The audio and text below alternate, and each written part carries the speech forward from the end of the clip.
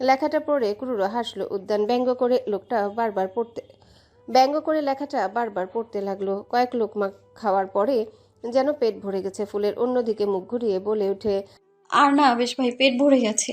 ফুলের অভিব্যক্তি দেখে মুখ কুঁচকে যায় আবেশের। মাত্র 3 লোকমা খেয়েছিস। পেটে হাত রেখে অন্যদিকে ঝুঁকে গেল ফুল। মিহি গলায় বলল, আর সম্ভব না, গেলাম আমি। কোনো দিকে আর তাকালো না ফুল। মাথায় ওড়না ঠিকঠাক করে বড় বড় পা ফেলে নিজের রুমে চলে গেল। তার যাওয়ার দিকেই তাকিয়ে আছে আবেশ। নিকাহ নামাতে কিন্তু স্ত্রীর হাতে তালাক দেওয়ার অধিকার দেওয়া নেই আবেশ। উল্টো এমন কিছু লেখা আছে যা দেখলে তোমার হুঁশ উড়ে যাবে। আরিফের কথায় আবেশের মুখাবয়ব করে ফ্যাকাশে হয়ে গেল। আরিফ আর তার বাবা আকরাম হোসেনকে অবশ্য এই ব্যাপারে জানিয়েছে। প্রথম প্রথম তারাও ফুল আর আবেশকে স্বামী স্ত্রী হিসাবেই জানত। ধীরে ধীরে বিশ্বস্ত হবার পর আবেশ জানিয়ে দেয় যে সে আর ফুল কাজিন, স্বামী স্ত্রী নয়। আর ফুলের সাথে তার বড় ভাইয়ের বিয়ে হয়েছিল, সেই সাথে উদ্যানের আচরণ সম্পর্কেও জানিয়ে দিয়েছে আবেশ। সবকিছু জেনে তারা আবেশকে সাহায্য করবে বলে আশ্বস্ত করে। নিকাহনামা নিয়ে আমি কালকেই আবার যাব রেজিস্ট্রির কাছে। যে কোনো উপায়ে ফুলের ডিভোর্স করাতেই হবে। দরজার অপর পাশ থেকে আবেশের কথাগুলো শুনে স্তব্ধ হয়ে যায় ফুল। দরজার সাথে পিঠ ঠেকিয়ে বসে পড়ে মেঝেতে। কোনো কিছুই যেন অনুভব করতে পারছে না। দম বন্ধ হয়ে আসছে। কি যে চায় নিজেও জানে না। ফুলকে হাঁটুতে মুখ গুজে বসে থাকতে দেখে ডায়েরিটা বন্ধ করে রাখে উদ্যান। বুঝতে পারে আজকের মতো ফুল আর বের হবে না রুম থেকে। ঘড়ির দিকে তাকিয়ে দেখে 10টা বেজে 23 মিনিট। খাট থেকে নেমে দাঁড়ায় উদ্যান। ধীর পায়ে এগিয়ে যায় বুকশেলফের দিকে। এই বুকশেলফ আগে ছিল না, 2 মাস আগে আনিয়েছে। শেলফ থেকে একটা বই বের করে হাতে নেয় উদ্যান। পেছনে ঘুরে খাটের দিকে তাকিয়ে দেখে তান ঘুমিয়ে গেছে। স্বস্তির নিঃশ্বাস ফেলে হাঁটতে হাঁটতে ব্যালকনি লাউঞ্জে এসে থামে উদ্যান। লাইট অন করে বসে পড়ে কাউচে। পা তুলে রাখে সামনে থাকা কাচের টেবিলের উপর। বইটার নামের উপর এক নজর তাকায় উদ্যান। বড় বড় অক্ষরে লেখা ডিসক্যারেটস এরর। নামের দিকে বিশেষ পাত্তা দেয় না উদ্যান। নির্বিঘ্ন চিত্তে বইটা খুলে পড়তে থাকে। পরের দিন সন্ধ্যার পর আবেশ ফুলকে নিয়ে আবারও আসে রেজিস্ট্রারের কাছে। নিকানামা পর্যবেক্ষণ করে রেজিস্ট্রার সাহেব গম্ভীর মুখে বলেন, এখানে তো স্পষ্ট লেখা আছে ফুল চাইলেও কখনো স্বামীকে ডিভোর্স দিতে পারবে না। চোখ বন্ধ করে নিল আবেশ। এখানে আসার পূর্বেই নিকানামা সবগুলো পয়েন্ট খুঁটিয়ে খুঁটিয়ে বিশ্লেষণ করেছে সে। আবেশ বুঝতে পারল এবার আর লুকিয়ে চুরিয়ে কিছু করার অবকাশ নেই। বিষয়টা খোলাসা করে রেজিস্ট্রারের হেল্প নিতে হবে। ভাবনা মোতাবেক নিজেকে প্রস্তুত করতে লাগলো আবেশ। পাশের চেয়ারে একভাবে বসে আছে ফুল। নীরব শ্রোতা হয়ে বসে থাকা ছাড়া আর কি বা করবে সে। কিছু সময় নিয়ে আবেশ বলতে শুরু করলো। অ্যাকচুয়ালি আমার আপনার সাথে বিস্তারিতভাবে আলোচনা করতে হবে এই বিষয়ে। আগ্রহ প্রকাশ করলেন রেজিস্ট্রার সাহেব। জি বলুন। ফুলের দিকে একবার তাকায় আবেশ। মাথা নেড়ে সম্মতি জানায় ফুল। তপ্ত শ্বাস ফেললো আবেশ। শান্ত গলায় বলল, প্রায় 15 বছর পর হঠাৎ করে আমার বড় ভাই দেশে ফিরে আসে। সে মেক্সিকোতে ছিল। তাকে যখন দেশের বাইরে পাঠানো হয়েছিল তখন আমার বয়স 7 বছর ছিল। আমার বেশি কিছু মনে নেই, শুধু এইটুকুনি মনে আছে যে উগ্র, বদমেজাজি, আক্রমণাত্মক স্বভাবের হওয়ায় তাকে মেজ খালার কাছে পাঠিয়ে দেওয়া হয়েছিল। হয়তো সে মানসিকভাবেই বিপর্যস্ত ছিল। পরবর্তীতে মায়ের থেকে জেনেছিলাম চিকিৎসার জন্যই তাকে খালার কাছে পাঠানো হয়েছে। আমার বাবার ব্যাপারেও কোনো কিছুই আমার মনে নেই। সব কিছুই কেমন যেন একটা ধোঁয়াশা। মন দিয়ে আবেশের কথাগুলো শুনছেন রেজিস্ট্রার। শুনছে যদিও সে এই সম্পর্কে জানে। আবেশের থেকেই জেনেছে। টেবিল থেকে পানির গ্লাস হাতে নিয়ে কিছুটা পানি খেয়ে নেয় আবেশ। এই ব্যাপারে ভাবতে গেলে কেমন যেন অস্থির অস্থির লাগে। 5 মাস আগেই সঙ্গে করে এক বিদেশিনীকে নিয়ে আসে আমার ভাই। গার্লফ্রেন্ড হিসেবে সবার সাথে পরিচয় করিয়ে দেয়। আমি একবারও পরিচিত হতে গেলে আমাকে কৌশলে এড়িয়ে যায়, কোনো প্রকার কথা বলে না। এদিকে আমি তো ভাইকে পেয়ে মহাখুশি। তার আগেই পিছু ঘুরঘুর করে কথা বলতে চাইতাম, কিন্তু সে সুযোগ দিত না। এরই মাঝে আমার মা এসে অদ্ভুত এক আদেশ জুড়ে দিল। বলল, উদ্যানের সাথে কথা বলতে যাবি না। বুঝিসই তো বিদেশ থেকে এসেছে, এসব নাটকেপনা পছন্দ করে না। মায়ের কথায় খুব ব্যথিত হয়েছিলাম সেদিন। তবুও নিজের ভাবমূর্তি অটল রাখার প্রয়াসে শক্ত গলায় বলেছিলাম, হ্যাঁ, আগ বাড়িয়ে কথা বলতে আমার বয়েই গেছে। বললাম না কথা। এত বছর যেমন কথা না বলেই ছিলাম, এখনও থাকতে পারবো, সমস্যা নেই। মুখে এসব বললেও ভেতরে ভেতরে আমি চাইতাম ভাইয়ার সাথে কথা বলতে। আবেশের কণ্ঠে অভিমান প্রকাশ পেল। ফুল বুঝতে পারল ভাইয়ের প্রতি আবেশের মনে প্রবল অনুরাগ লুকায়িত আছে। হয়তো অভিমান, অভিযোগ আর অবহেলার নিচে চাপা পড়ে আছে অনুরাগ নামে সুপ্ত অনুভূতিগুলো। আবেশের নরম কণ্ঠস্বর হঠাৎ করে রুক্ষ কণ্ঠস্বরে পরিণত হলো তীব্র ক্ষোভ মিশিয়ে বলল, আমি সব সহ্য করে নিয়েছিলাম, কিন্তু হঠাৎ করেই ফুলের প্রতি তার আচরণগুলো চোখে বাঁধতে লাগলো। বুঝতে পারলাম ওকে সহ্য করতে পারে না ডেভিলটা। হ্যাঁ, আমি তাকে ডেভিল উপাধিতে ভূষিত করেছিলাম। আমার না শুধু কথা বলতেই নিষেধ করেনি, ভাই সম্বোধনেও কড়া নিষেধাজ্ঞা আরোপ করেছিল। ডেভিলটা ফুলকে রীতিমতো টর্চার করত। আমি বুঝতে পারতাম না কেন সে এমন করে, আর না তো তাকে আটকাতে পারতাম। আমার মা সব কিছুই সহ্য করে নিত, আমাকে প্রতিবাদও করতে দিত না। ভেবেছিলাম কিছুদিন দেশে থেকে আবার মেক্সিকোতে ফিরে যাবে মানুষরূপে থাকা ডেভিলটা। আগের মতো প্রাণ খোলা হয়ে যাবে ফুল, হাসতে ভয় পাবে না। এর ওই মাঝে ডেভিল ঘোষণা করলো সে বিয়ে করবে তার গার্লফ্রেন্ডকে। বিয়ে করবে, ভালো কথা, রাজি হলো সবাই। বিয়ের দিন তারিখ ঠিক করা হলো 1 সপ্তাহ পর। সব কিছুই ঠিকঠাক চলছিল, বিপত্তি বাধে বিয়ের দিন। গায়ে হলুদের সময় হঠাৎ করেই তার হবু বউ বেঁকে বসে, বাড়ি থেকে পালিয়ে যায়। ডেভিলটা তো রাত থেকে উধাও ছিল। বিয়ের কিছুক্ষণ পূর্বে বাড়িতে এসে আবদার করে বসলো সে ফুলকে বিয়ে করবে। কি নিদারুণ আবদার ছিল তার। তারপর মাকে কি বলেছে না বলেছে জানি না, মাও ছেলের আবদার পূরণে হম্বিতম্বি করে ফুলকে রেডি হতে বলল। এক নিঃশ্বাসে বলে দম নিল আবেশ। ফুল অবুঝ দৃষ্টিতে তাকিয়ে আছে আবেশের দিকে। ঢোক গিলিয়ে গলা ভিজে আবারও বলতে শুরু করে আবেশ।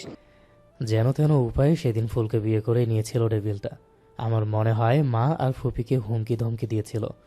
যদিও অনেক চেষ্টা করেও কারণ উদ্ঘাটন করতে পারিনি আমি। এখন অবধি বুঝে উঠতেই পারলাম না ঠিক কিসের ভয়ে মা আর ফুপি ফুলকে রাক্ষসের হাতে তুলে দিয়েছিল। এরপর শিকারীর ন্যায় শিকার স্বরূপ ফুলকে নিজের গুহায় আটকে রেখেছিল ডেভিলটা। মানে ওনাকে নিয়ে চলে গিয়েছিল আপনার ভাই? প্রথমবারের মতো প্রশ্ন করলেন রেজিস্ট্রার সাহেব। এতক্ষণ যাবৎ সে যেন কাহিনীর মধ্যে একেবারে ডুবে গিয়েছিলেন। উপর নিচ মাথা নাড়ে আবেশ। হ্যাঁ, পুরো 1.5 মাস ফুলকে আটকে রেখে পৈশাচিক নির্যাতন করেছে ডেভিলটা। হাস্যকর ব্যাপার হলো সেই 1.5 মাসের বেশিরভাগ সময়টাই ফুল হসপিটালে কাটিয়েছে। হসপিটালে কেন? সাবলীল গলা রেজিস্ট্রার সাহেব শুধালেন। তিক্ততা যেন মুহূর্তে জেঁকে ধরল ফুলকে। বিষিয়ে উঠল শরীরের প্রত্যেকটা স্নায়ুকোষ। আবেশ ভুল কিছু বলেনি। সেখানে কাটানো 46 দিনের মধ্যে 24 দিনই ফুলকে হসপিটালে কাটাতে হয়েছিল। নির্যাতনের কারণে ডেভিলটা ফুলকে এতটাই নৃশংসভাবে টর্চার করেছিল যে হসপিটালে পড়ে থাকা ছাড়া আর কোনো উপায় ছিল না। কথাগুলো বলে থেমে গেল আবেশ। সবকিছু শুনে শ্বাস ফেললেন রেজিস্ট্রার সাহেব। নিমজ্জিত কণ্ঠে বললে, আমার মনে হয় ডেভিলটা ততটাও খারাপ ছিল না। অ্যাটলিস্ট ক্ষতস্থানে মলম লাগানোর জন্য হলেও নিজেই আবার হসপিটালে নিয়ে গিয়েছিল। কি বলেন? কথাটা বলে আহাম্মক বনে গেলেন রেজিস্ট্রার। বুঝতে পারলেন এভাবে বলা ঠিক হয়নি। ফুল ও আবেশ একদৃষ্টিতে তাকিয়ে আছে তাদের দিকে, চোখে মুখে নৈশব্দ বিস্ময়। খানিক সময় নিয়ে উঠে দাঁড়ায় আবেশ। বুঝতে পারে এখানে বসে সময় নষ্ট করে লাভ হবে না। এবার আইনের পথ ধরে হাঁটবে সে। চল ফুল। ব্যাগটা কাঁধে ঝুলিয়ে ফুল উঠতেই যাবে, তখনই রেজিস্ট্রার সাহেব বললেন, আরে চলে যাচ্ছেন কেন? বসুন বসুন, আমার কাছে উপায় আছে। ঘাড় বাঁকিয়ে পেছনে তাকালো আবেশ। মুখে কিছুই বলল না। সত্যি বলতে লাস্ট কথা শুনে বিশ্বাস করতে পারছে না লোকটাকে। আইনের দিকে গিয়ে খুব একটা লাভ হবে না, উল্টো ডেভিলটা আপনাদেরকে খুব সহজেই খুঁজে পেয়ে যাবে। রেজিস্ট্রার সাহেবের কথা শুনে ধপ করে পুনরায় চেয়ারে বসে পড়ে ফুল। বাধ্য হয়ে আবেশও ফিরে আসে। বিরক্তি মাখা গলায় বলে, আপনার কাছে কি উপায় আছে বলুন দেখি। কাগজপত্র সরিয়ে রেখে টেবিলের উপর হাত রাখলেন রেজিস্ট্রার সাহেব। অতঃপর কণ্ঠ নিচু করে বললেন, উপায়টা বাস্তবায়ন করা কিছুটা সময় সাপেক্ষ হবে। আপনি রাজি? আবেশ কিছু বলার আগে ফুল বলল, হ্যাঁ, আমি রাজি। শুধু দেখবেন মনস্টারটা যেন আমাদের লোকেশন কোনোভাবেই জানতে না পারে। সেই বিষয়ে আপনারা একদম নিশ্চিন্ত থাকুন। সাপও মরবে আর লাঠিও ভাঙবে না। বলেই উঠে দাঁড়ালেন রেজিস্ট্রার সাহেব। ডেস্কের ড্রয়ার থেকে বেশ খুঁজে খুঁজে একখানা কাগজ বের করে পুনরায় চেয়ারে বসলেন। আপনাকে খোলার প্রস্তাব রাখতে হবে। তারপর কিছুদিন পর স্বামী ডিভোর্স দিতে রাজি নেই দেখিয়ে নির্যাতনের আলামত শো করে ডিভোর্স দেওয়ার অনুমতি পেয়ে যাবেন। এবার কিছুটা স্বস্তি পেল ফুল। আবেশের কিছুটা সন্দেহ থাকলেও একবার বিশ্বাস করে দেখবে। ঘড়ির কাঁটা এখন রাত 12:30। থিয়েটারে বসে বসে হরর মুভি উপভোগ করছে সোলার স্টেটের সদস্যবৃন্দ। সঙ্গে আছে পপকর্ন, চিপস আর কোল্ড ড্রিঙ্কস। আজ বহুদিন পর একসাথে বসে মুভি দেখার ফুরসত মিলেছে। কি মনে হয় রে, এরপর কাকে মারবে আত্মাটা? সোহমের প্রশ্নে লুহান চেপে ধরল তার জানি না রে, পিচ্চি মেয়েটাকে না মারলেই হয়। হাত। লুহানের হাতের চাপে সোহমের হাত ছিঁড়ে যাবার উপক্রম। আরে হাতির বাচ্চা, সর আমার ওপর থেকে। আত্মাটা কাউকে মারার আগেই তুই আমাকে মেরে ফেলবি। সরে বস। ওই চুপ থাক তোরা দুইজন। হৃদমের ধমকে লুহান বলল, আমার হিসু পেয়েছে, একটু যাবি আমার সাথে? লুহানের কথায় চমকিত নয়নে তার দিকে তাকায় অনি বিদ্রুপ মিশিয়ে বলে, তুই হাতির বাচ্চা নামের কলঙ্ক, তুই একটা ভিতুর ডিম। আমি মোটেও ভীতু নই, তো ওদেরকে একা রেখে যেতে ভয় পাচ্ছি। যদি আত্মাগুলো স্ক্রিন থেকে বেরিয়ে এসে তোদের ঘাড় মোটকে রেখে যায়, তখন সব দোষ তো আমার ঘাড়েই পড়বে। আফটার অল আমি সবার বডিগার্ড। আত্মাদের ভয় না পেলেও মনস্টারকে আমি খুব ভয় পাই। তোদেরকে প্রোটেক্ট করতে ব্যর্থ হওয়া অপরাধে মনস্টারটা আমাকে কাঁচা চিবিয়ে খাবে। সি, তোকে তো কাঁচা তো দূর, দুনিয়ার বেস্ট শেফ যদি বেস্ট মশলাপাতি দিয়ে ফ্রাই করে দেয় তবুও খাবো না আমি তোকে। আচমকা উদ্যানের কণ্ঠ শুনে সবাই একসাথে দরজার দিকে তাকায়। দরজার সামনে বুকের উপর হাত ভাঁজ করে দাঁড়িয়ে আছে উদ্যান। থিয়েটার রুমে উদ্যানকে দেখে বিস্ময়ে হাঁ হয়ে গেল সবাই। দরজা ভিড়িয়ে রেখে তাদের দিকে অগ্রসর হতে লাগলো উদ্যান। একদম সামনে এসে ধপ করে বসে পড়লো খালি একটা চেয়ার। রিমোটটা হাতে নিয়ে মুভি চেঞ্জ করে দিতে দিতে বলল, আমাকে দেখা হয়ে গেলে বলিস, একসাথে বসে মুভি দেখবো। বিষম খেলো সোহাম। চোখ ডলে আবারও তাকালো উদ্যানের দিকে। তাকে এমন করতে দেখে দ্রিম করে এক চাপড় মেরে দিল মেলো। কাঁধে হাত রেখে বেকুবের মতো মেলোর দিকে তাকায় সোহাম। তুই আমাকে মারলি কেন? হাত দিয়ে নিজের চোখ ডলে মেলো বলল, তুই আমাকে ভ্যাঙালি কেন? আমার চোখে একটু প্রবলেম আছে, মাঝে মাঝে ঝাপসা দেখি, তাই চোখ পরিষ্কার করার উদ্দেশ্যে চোখ মালিশ করি। তুই তো ঠিকঠাক দেখিস, তবুও এমন করার মানে কি? মুখটাকে কাদো কাদো করে ফেললো সোহাম। আমার কি দোষ বল? তে ইদানিং আমাদের সবার চোখে এমনভাবে ধুলে দিছে যে মাঝে মাঝে চোখ ভুলভাল দেখছি বলে মনে হয়। তুই বল, এর আগে ওকে কখনো থিয়েটারে আসতে দেখেছিস? আমি এখানে আসতে তোদের প্রবলেম হলে তোরা বেরিয়ে যেতে পারিস, দরজা ওইদিকে। উদ্যানের কথায় মুখ বন্ধ হয়ে গেল সবার। পুনরায় নিজেদের সিটে বসে পড়ল।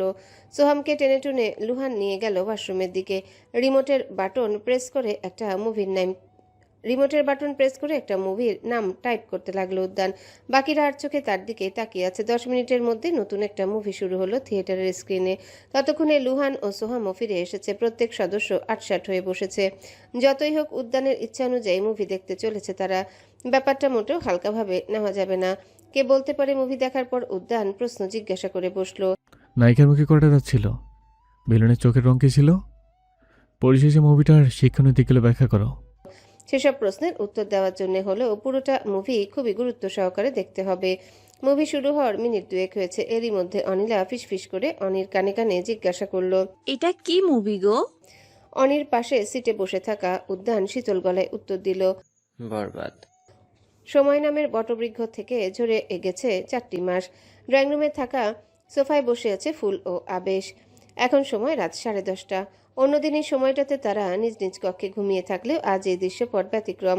ফুলের হাতে খুব যত্ন সহকারে মেহেন্দি দিয়ে দিচ্ছে আবেশ। ও সম্পূর্ণ মনোযোগ মেহেন্দির ডিজাইন ফুটিয়ে তোলায় নিবদ্ধ। গত 2 ঘন্টা যাবৎ একভাবে বসে থেকে কোমর ধরে গেছে ফুলের।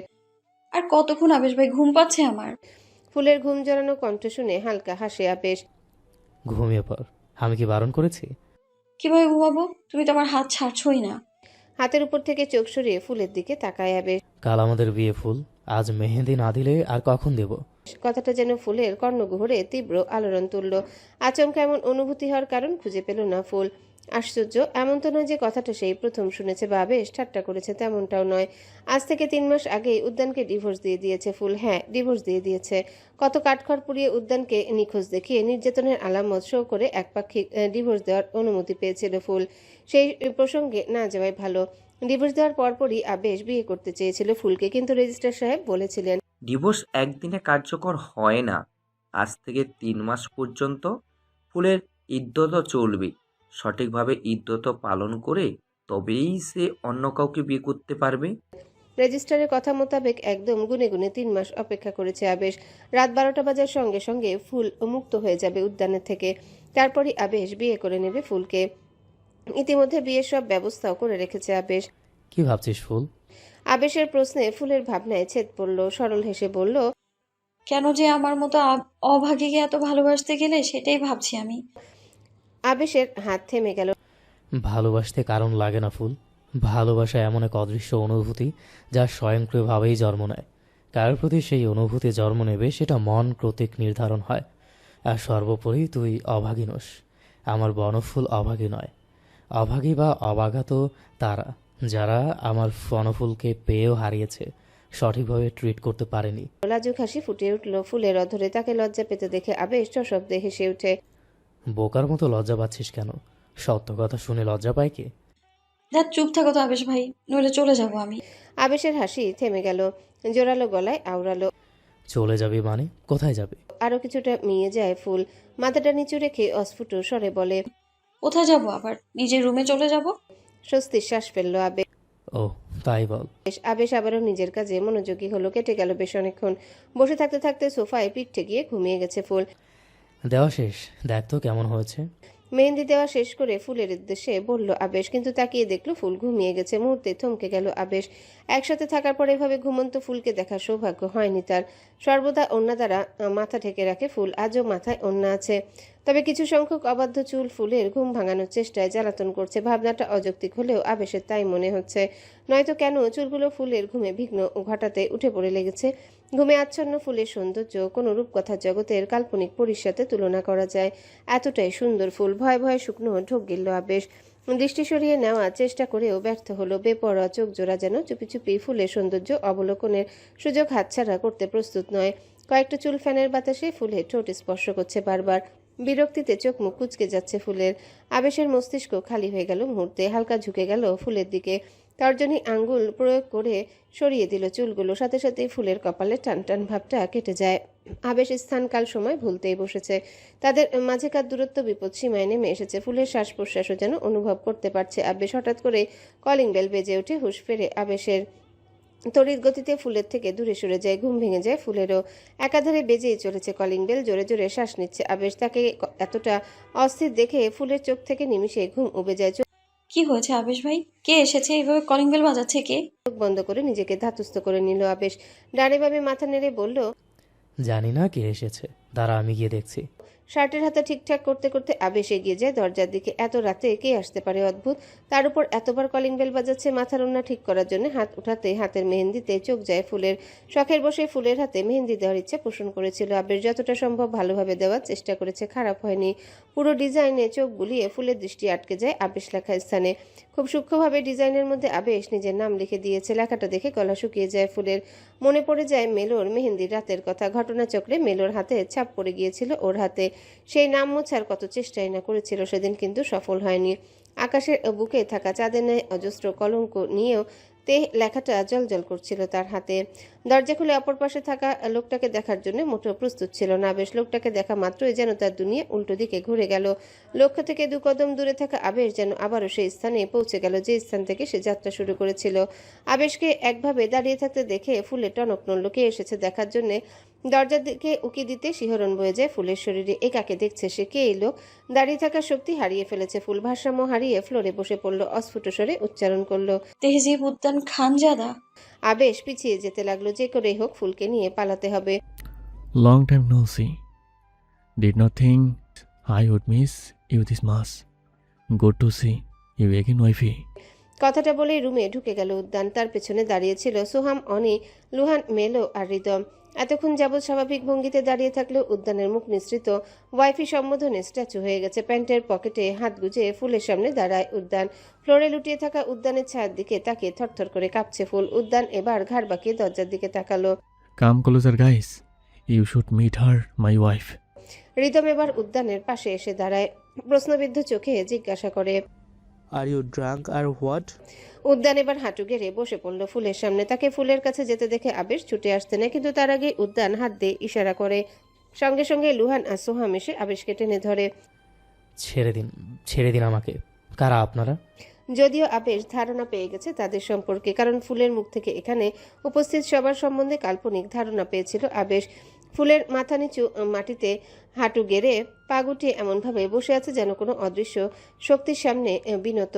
গাল বেয়ে টপ টপ করে অশ্রু জল গড়িয়ে পড়ছে কোলের উপর। ফুলের দিকে দৃষ্টি স্থির রেখে উদ্যান শীতল গলায় বলল, আমি সম্পূর্ণ সুস্থ স্বাভাবিক মস্তিষ্কে ওকে নিজের ওয়াইফ হিসেবে স্বীকৃতি দিচ্ছি। By the way, actually she has been my wife for a long time. Oni রুমের ভিতরে ঢুকে গেলেও মেলো স্থির চিত্তে বাইরে দাঁড়িয়ে রইল। অনি কিছু বলতে যাবে তার আগে ফুল চিল্লিয়ে উঠল, আমি 3 মাস আগেই আপনাকে ডিভোর্স দিয়ে দিয়েছি। আমার উপর আপনার আর কোনো অধিকার নেই, চলে যান আপনি। কথাটা শুনে নৈশব্দে হাসলো উদ্যান। এই কয়েক মাসে তার হাসিতে আরো পরিপক্কতা এসেছে। ভাগ্যিস ফুল সেই হাসি দেখেনি, অবশ্য এক নজর দেখে ফুল নিজের দৃষ্টিতে সীমারেখা আরোপ করেছে। তবে সেই সীমারেখা কয়েক সেকেন্ডে ভেঙে ফেললো উদ্যান। আচমকায় ফুলের ঘাট চেপে ধরে ফুলকে নিজের মুখ বরাবর নিয়ে আসে উদ্যান। ফুল এদিক সেদিক তাকিয়ে বাঁচার চেষ্টা করেও পার পায় না। অন্য হাতে ফুলের থুতনি উঁচু করে ওকে নিজের দিকে তাকাতে বাধ্য করে উদ্যান। সামনে থাকা পুরুষটার দিকে তাকাতে নিঃশ্বাস নিতে ভুলে যায় ফুল। থেমে যায় সময়, চারিপাশ জুড়ে নেমে আসে স্তব্ধতা। উদ্যানকে অন্যরকম লাগছে। তার চোখে চোখ পড়তেই ফুলের দৃষ্টি থমকে গেল। মাথার চুল ছোট করে ফেলেছে উদ্যান, চুলগুলো আর চোখে ঢেকে রাখেনি। ধূসর বাদামি রঙের চোখ জোড়া যেন রাতের তারকারাজি সমারোহ সাজিয়েছে। উজ্জ্বল শ্যামবর্ণের গালজোড়ায় খোঁচা খোঁচা দাড়ি শোভা পাচ্ছে। ফুলের ডাগর ডাগর আখিধয়ের বিস্ময় দেখে ঠোঁট বাঁকায় উদ্যান। পেটাল? মৃদু গলায় ডেকে ওঠে উদ্যান, কিন্তু ফুলের মাঝে ভাবান্তর ঘটে না। উদ্যানের ঠোঁটের কোণে ফুটে ওঠে হাসির রেখা। পলক ফেলার ক্ষমতা বহু আগেই হারিয়ে ফেলেছে ফুল। এখন শুধু প্রাণ পাখি খাঁচা ত্যাগ করা নিঃশ্বাস নাও, মরে যাবে তো। কি বলে ফুলের মুখের উপর ফু দেয় উদ্যান। সঙ্গে সঙ্গে ফুলের চোখ বুজে যায়। এতক্ষণ যাবত আবেশের মুখ চেপে ধরে রেখেছিল সোহাম। উদ্যানের কর্মকাণ্ডে সে কিছুটা অন্যমস্ক হয়ে পড়তেই আবেশ ধাক্কা দিয়ে সরিয়ে দেয় লুহানা সোহামকে। আকস্মিক ঘটনায় ভড়কে গেল লুহানো সোহাম। এই প্রথম তাদেরকে এভাবে ধাক্কা দেওয়ার সুযোগ পেয়েছে। ছাড়া পেয়ে আবেশ চলে আসে ফুলের কাছে। উদ্যানের কাছ থেকে এক ঝটকায় টেনে নিয়ে শক্ত করে জড়িয়ে ধরে। একদম ফুলকে স্পর্শ করবেন না, চলে যান আপনারা। আবেশের চিৎকারে হুঁশ ফেরে ফুলের। আবেশ তাকে নিজের পেছনে নিয়ে অনেক দূরে সরে দাঁড়ায়। ফুলও চোখ বন্ধ করে যতটা সম্ভব আবেশের পিঠের সাথে সিটিয়ে দাঁড়ায়। তাদেরকে এরকম করতে দেখে উদ্যান কিছুক্ষণ নিশ্চুপ রইল। তারপর হঠাৎ সোজা হয়ে দাঁড়িয়ে লুহানের উদ্দেশ্যে বলল, লোবো, গেট দ্য রোড। লুহান মাথা নেড়ে চলে গেল। এদিকে উদ্যানের উক্ত বাক্যটি শুনে ফুলের বুকের ভেতর মুচড়ে উঠল। বুঝতে পারলো খুব খারাপ কিছু হতে চলেছে। এবার আবেশের পেছন থেকে সামনে আসে ফুল। নিঃশ্বাস আটকে আসছে ফুলের। প্রতিটা শ্বাসে বুকের ভেতর থেকে হাঁপড়ের মতো শব্দ বের হচ্ছে। তাকে শান্ত করার প্রয়াসে জড়িয়ে ধরে আবেশ। তুই ভয় পাচ্ছিস কেন জান? আমি থাকতে কেউ তোকে নিয়ে যেতে পারবে না। সেই চিরচেনা লাঠিটা উদ্যানের দিকে এগিয়ে দেয় লুহান। লাঠিটা হাতে নিয়ে শার্টের হাতা গোটাতে গোটাতে ফুল ও আবেশের দিকে অগ্রসর হতে লাগলো উদ্যান। বিক্ষুব্ধ গলায় বলল, ওর অস্তিত্বটা যেখানে আমার উপর টিকে আছে, সেখানে কেউ কি করে ওকে বেঁধে রাখে বলতো? ফুলকে নিজের পেছনে লুকিয়ে ফেলতে চায় আবেশ, কিন্তু ফুল উল্টো আবেশের সামনে এসে দাঁড়ায়। ভয়ার্ত গলায় বলে, আমি চলে যাব আপনার সাথে। আবেশ ভাইকে কিছু বলবেন না প্লিজ। উদ্যান দাঁড়িয়ে গেল। রাশভারী গলায় বলল, ও যা করেছে তার শাস্তি পেতেই হবে ওকে। উদ্যানের ডাকে মেলো হুড়মুড়িয়ে রুমে ঢুকে চোখ মুখ লাল হয়ে গেছে মেলোর। দেখেই বোঝা যাচ্ছে সঠিক কন্ডিশনে নেই সে। আমাকে আমার সামনে থেকে সরা, ও যেন আমার কাছে বাধা সৃষ্টি করতে না পারে। মাথা নেড়ে ফুলের দিকে এগিয়ে গেল মেলো। ফুল মাথা নেড়ে না বললেও মেলোর মধ্যে ভাবাবেগ পরিলক্ষিত হলো না। ফুলকে টেনে টুনে আবেশের থেকে ছাড়িয়ে দূরে নিয়ে যায় মেলো। এবার উদ্যান ঘাড় কাত করে আবেশের সামনে গিয়ে দাঁড়ালো। কোনো কথা না বলে হাতে থাকা লাঠিটা দিয়ে আবেশকে আঘাত করতে শুরু করলো। লাঠির গতি এতটাই দ্রুত ছিল যে আবেশ বুঝে ওঠার আগেই 5-7টা বাড়ি দিয়ে ফেলেছে উদ্যান। এরই মাঝে আবেশ খপ করে লাঠিটা ধরে ফেললো। তাকে ডিফেন্স করতে দেখে হেসে উঠল উদ্যান। খুব ভালো ডিফেন্সকারীদের পানিশ করতে লাইক করে আমি। আবেশের মুখ থমথম করছে। আপনার লজ্জা করে না অমানুষের মতো আচরণ করতে? কেন করছেন এমন? আমার কেমন করা উচিত বলতো? তুই আমার ওয়াইফের ঘুমানোর সুযোগ নিচ্ছিলি। তুই সঠিক সময় না এলে তুই নিজের জঘন্য রূপটা দেখিয়ে দিতি আজকে। চমকে গেল আবেশ। সে কি করতে যাচ্ছিল সেই সম্পর্কে উদ্যান জানলো কিভাবে? তার ভাবনার মাঝে উদ্যান চোখ দিয়ে ইশারা করলো। সাথে সাথে লুহানা সোহাম এসে আবেশকে চেপে ধরে ফ্লোরে বসিয়ে দিয়ে হাত পা মুখ বেঁধে দিল। তারপর সরে দাঁড়ালো। অদূরে দাঁড়িয়ে দৃশ্য দেখে গগন বিদারী চিৎকার দিয়ে উঠল ফুল। আবেশ ভাইকে ছেড়ে দিন, ওকে মারবেন না। ও কিছু করেনি, সব দোষ আমার। আমি ওকে কল দিয়েছিলাম, ওকে নিয়ে পালিয়ে এসেছিলাম, ওকে ছেড়ে দিন। শরীরের সব শক্তি খাটিয়ে মেলোর হাত থেকে ছোটার চেষ্টা করে ফুল, কিন্তু পারে না। এক পর্যায়ে দিক বিদিক শূন্য হয়ে মেলোর হাতে কামড় দিয়ে বসে। ঘটনাচক্রে মেলোর হাত আলগা হতে ফুল দৌড়ে চলে যায় আবেশের কাছে। সবেমাত্র কয়েকটা আঘাত করেছে উদ্যান। লাঠির সামনে গিয়ে ফুল দাঁড়ানোর সাথে সাথেই থেমে যায় সে। আবেশ ভাইকে কেন মারছেন? কি করেছে সে? নিজের ভাইকে এমন অমানুষের মতো মারতেও হাত কাঁপছে না আপনার? ফুলকে ধাক্কা দিয়ে সরিয়ে দিল উদ্যান। গর্জে উঠে বলল, ও ভাই নয় আমার, ওর মা আমার বাপের দ্বিতীয় বউ, আর ও হলো গিয়ে আমার মায়ের আগের ঘরের সন্তান। ও যদি আমার আপন ভাই হতো তাহলে কখনোই ভাইয়ের স্ত্রীকে পালিয়ে নিয়ে আসতে পারতো না, আর আমাকে অমানুষের মতো ওকে মারতে হতো না। কথাটা শুনে আবেশের চোখ থেকে পানি গড়িয়ে পড়ল। এতগুলা মার খেয়েও সে ততটা কষ্ট পায়নি যতটা কষ্ট উদ্যানের কথা শুনে পেয়েছে। উদ্যানের ধাক্কায় মেঝেতে ঠাঁই হয়েছিল ফুলের। তার উপর এত বড় সত্যি শুনে বড়সড় ধাক্কা খেয়েছে। আদতে কি উদ্যান আর আবেশের মাঝে কোনো প্রকার সম্পর্ক নেই? লাঠির আঘাতের নিষ্ঠুর শব্দে ফুলের হুঁশ ফেরে। সব চিন্তা ভাবনা সাইডে রেখে ছুটে যেতে নেয় আবেশের দিকে। পথিমধ্যেই মেলোর দ্বারা বাধাপ্রাপ্ত হয়। মেলোর হাতে আবারও কামড় দেয় ফুল, কিন্তু খুব একটা লাভ হয় না। মেলো শূন্য চোখে তাকিয়ে থাকে তার দিকে। ফুপিয়ে কেঁদে ওঠে ফুল। ছাড়ুন, একটু দয়া করুন, এতটা নির্দয় হবেন না। অনেকক্ষণ প্রাণপণ চেষ্টা করার পর অবশেষে মেলোর থেকে ছাড়া পায় ফুল। হয়তো মেলো ইচ্ছাকৃতভাবে একটু ছাড় দিয়েছিল ফুলকে। আবারও লাঠির সামনে এসে দাঁড়ায় ফুল। থেমে যায় উদ্যান, শান্ত চোখে তাকায় ফুলের দিকে। ততক্ষণে আবেশের অবস্থা শোচনীয়। শখানেক লাঠির বাড়ি খাওয়া হয়ে গেছে। শরীরের বিভিন্ন স্থান ফেটে রক্ত ঝরছে। হলুদাভ বর্ণের শার্ট রক্তিম বর্ণ ধারণ করেছে। আমি আজীবন আপনার গোলাম হয়ে থাকবো, আর একটাও আঘাত করবেন না আবেশ ভাইকে। কথাটা শুনে রাগে অগ্নিমূর্তি রূপ ধারণ করে উদ্যান। আবেশের জন্য ফুলের এই কান্না, আর্তনাদ, আকুতি মিনতিগুলো উদ্যানের উপর বিরূপ প্রভাব ফেলছে। খেই হারিয়ে ফুলের চুলের মুঠি চেপে ধরল উদ্যান। আর একটা কথা বললে আমি আবারও ভুলে যাবো যে তুমি আমার ওয়াইফ। তীব্র ঘৃণা নিয়ে উদ্যানের দিকে তাকায় ফুল। ভুলে যান আপনি, আমি বউয়ের স্বীকৃতি চাইনি। আবেশ ভাইকে ছেড়ে দিন। ক্ষোভে ফেটে পড়ল উদ্যান। ধাক্কা মেরে আবারও ফেলে দিল ফুলকে। তারপর আবারও আবেশকে প্রহার করতে শুরু করলো। এই পর্যায়ে এসে জ্ঞান হারিয়ে ফেলে আবেশ। অবচেতন শরীরটা ঢলে পড়ে ফ্লোরে। তবুও থামে না উদ্যান। ফুলের চুল বাঁধনহারা হয়ে এলোমেলো হয়ে গেছে। গায়ের অন্যারও হদিস নেই। পরপর কয়েকবার ফ্লোরের সাথে ধাক্কা খেয়ে নাক ফেটে রক্ত বেরোচ্ছে। ফুল এবার উঠে এসে উদ্যানের পায়ে লুটিয়ে পড়ে। আল্লাহর দোহাই লাগে, আমার আবেশ ভাইকে ছেড়ে দিন। মরে যাবে আপনার, যত ইচ্ছে আমায় মারুন, মেরে ফেলুন আমায়। ফুলের চিৎকারে উপস্থিত সবাই বিস্মিত হলো। মেয়েটা পাগলের মতো করছে। আর উদ্যানও এই কয়েক মাস উদ্যান যেরকম শান্তশিষ্ট ছিল তারা তো ভেবেই নিয়েছিল উদ্যান মনস্টার থেকে মানুষ হয়ে গেছে। ফুলের শরীরে আর কুলাচ্ছে না। সে এবার হামাগুড়ি দিয়ে আবেশের উপর শুয়ে পড়ল। ফলস্বরূপ কয়েকটা বাড়ি তার শরীরেও পড়ল। যতক্ষণে উদ্যান শান্ত হলো ততক্ষণে আবেশের উপর ফুলও জ্ঞান হারিয়ে ফেলেছে। এত চিৎকার চেঁচামেচির পর আবেশের চারিদিকে নিস্তব্ধতা নেমে আসলো। অবস্থানরত পুরো বিল্ডিং ঘিরে রেখেছে উদ্যানের দলবল। এক প্রকার জিম্মি করে রেখেছে বিল্ডিংয়ের মানুষদেরও, যার দরুন ফুলের আহাজারি শুনেও কেউ সাহায্যের জন্য এগিয়ে আসেনি। সকালের আলো এখনো পুরোপুরি কাটেনি। ফজরের নামাজ আদায় করে ব্যালকনিতে এসে তসবি পাঠ করছেন মাহবুবা সুলতানা। ছেলের শোকে দিন দিন পাথরে পরিণত হচ্ছেন। এই শোক যে লাঘব হওয়ার নয়, সময়ের সাথে পাল্লা দিয়ে যেন আরও বেড়েই চলেছে। ছেলের কথা মনে পড়তে গুমড়ে কেঁদে উঠলেন মাহবুবা সুলতানা। গতকাল থেকে ছেলের জন্য খুব করে পরাণ পড়ছে তার। ঝাপসা দৃষ্টি রাস্তার দিকে তাকাতে অদ্ভুত শিহরণ জাগানো দৃশ্য নজরে এলো। একটা বড়সড় মাইক্রো বাড়ির সামনে থেমেছে। হন্তদন্ত পায়ে 3-4 লোক মাইক্রো হতে নেমে গাড়ির ডিকি থেকে কি যেন একটা টেনে হিঁচড়ে বের করছে। লোকগুলোর চালচলন সন্দেহজনক ঠেকছে। বসা থেকে উঠে দাঁড়ালেন মাহবুবা সুলতানা। চোখের চশমা ঠিক করে বোঝার চেষ্টা করলেন, কিন্তু ঠিক বুঝে উঠতে পারলেন না। তবুও অজানা আশঙ্কায় কলিজা শুকিয়ে যাচ্ছে। হঠাৎ করে লোকগুলোর মধ্যে একজন সরাসরি তাকায় মাহবুবা সুলতানার দিকে। তীক্ষ্ণ চোখে কিছুক্ষণ তাকিয়ে থেকে হাতের ইশারায় বাকি লোকদের কিছু বলে। ঝড়ের গতিতে মাইক্রোতে উঠে বসে। দৃষ্টিসীমার বাইরে চলে যায়। নিজ স্থানে আর দাঁড়িয়ে থাকতে পারলেন না মাহবুবা সুলতানা। ব্যাপারটা ভালোভাবে খতিয়ে না দেখা পর্যন্ত শান্তি মিলবে না। উল্টো দিকে ঘুরে ত্রস্ত পায়ে নিচে নামতে শুরু করলেন। পথিমধ্যে দেখা হয় রেহানা বেগমের সাথে। এত ব্যস্ত হয়ে কোথায় যাচ্ছ ভাবি? মুখে কিছু বলতে পারলেন না মাহবুবা সুলতানা। শুধু হাত দিয়ে মেন দরজার দিকে ইশারা করে সেই দিকে ছুটতে লাগলেন। কোনো এক অদৃশ্য শক্তি যেন তাকে সেই দিকে টানছে। তাকে এভাবে যেতে দেখে রেহানা বেগমও পিছু নিলেন। Solar estate. ফুল, হ্যাঁ ফুল। কারো অনবরত ডাকে চেতনা ফিরে পেল ফুল। পিটপিটে চোখে চেয়ে দেখলো সামনেই বসে আছে রুমা। তাকে দেখে ফুলের হুঁশ উড়ে গেল। বুঝতে পারল সে আবারও সেই গোলকধাঁধায় ফিরে এসেছে, যে গোলকধাঁধার প্রাচীর টপকে পালিয়ে গিয়েছিল সে। ব্যাপারটা উপলব্ধি করে ফুলের অন্তর্জ্বালা শুরু হলো। ব্যতিব্যস্ত হয়ে উঠে বসতে প্রত্যেকটা শিরা উপশিরা ব্যথায় টনটন করে উঠে। ডান হাতে বাম বাহু চেপে অশ্রুসিক্ত নয়নে আশেপাশে তাকিয়ে চিল্লিয়ে উঠল, আমাকে এখানে এনেছিস কেন? যেতে দে আমায়। কি করেছিস আবেশ ভাইয়ের সাথে? মেরে ফেলেছিস? তাকে উত্তেজিত হয়ে পড়তে দেখে রুমা সামলানোর চেষ্টা করতে লাগলো। কুল ডাউন ফুল, শান্ত হও। শান্ত হতে পারল না ফুল। রুমাকে সরিয়ে দিয়ে দরজা পর্যন্ত দৌড়ে আসতে শক্তপোক্ত কিছুর সাথে ধাক্কা খেল। চোখ তুলে উদ্যানকে দেখে দ্বিগুণ ক্ষিপ্রতায় উদ্যানের শার্টের কলার চেপে ধরে বলল, আমি ছাড়বো না তোকে। তুই একটা দানব। কি চাস আমার কাছে? আবার শেষ না করে তুই শান্তি পাবি না? শেষ করে ফেল আমায়।